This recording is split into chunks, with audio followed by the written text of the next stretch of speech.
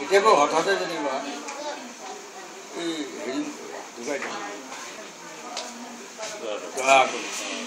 रिंकू खाती है ओ रिंकू खाती है कैमरा कोई है वहां दे दान सब मोर है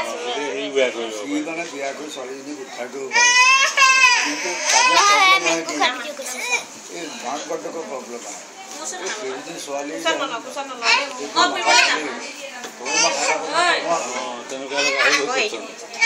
তেতিয়া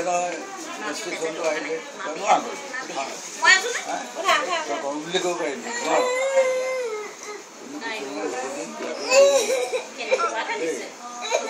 সেইটো হৈছে